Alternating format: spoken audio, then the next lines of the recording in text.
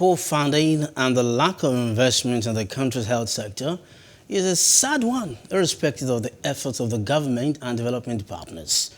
This is as the World Health Day is being celebrated across the globe. Despite the allocation and increase in health funding in the country, the release of those funds, as well as the utilization of the allocated funds, remain a challenge. The coronavirus pandemic has shown how vulnerable the country's health sector is. Experts believe that an appropriate utilization of those health funds will aid Nigeria's health sector to attain some of the objectives of universal health coverage. But the reality is how much is released from that funds. And not only that, how much that is released was appropriately being used. How does the community people are involved in reality in the process of coming up with what is needed in building the healthcare system from, health education, health promotions, how much is allocated to the health educator's office in the local governments that he can be able to use to sensitize people about health, disease, and so on. So I think it really doesn't really tally that much, and we have seen that with the coming of the coronavirus in 2019, early 2020.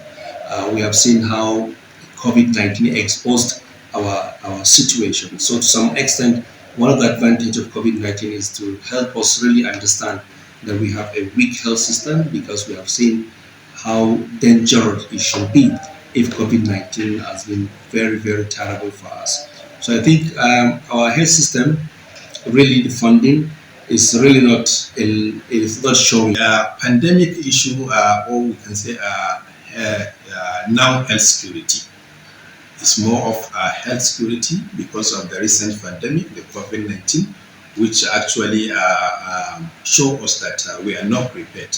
And all over the world, not only Nigeria, but it also tells us that these are the areas that we need to strengthen. Actually, we have many gaps in terms of pandemic detection, response, detecting, response, and reporting. So Nigeria, we have gaps in these areas.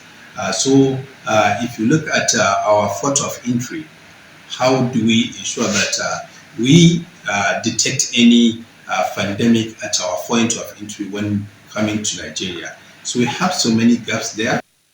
Please do subscribe to our YouTube channel and don't forget to hit the notification button so you get notified about fresh news updates.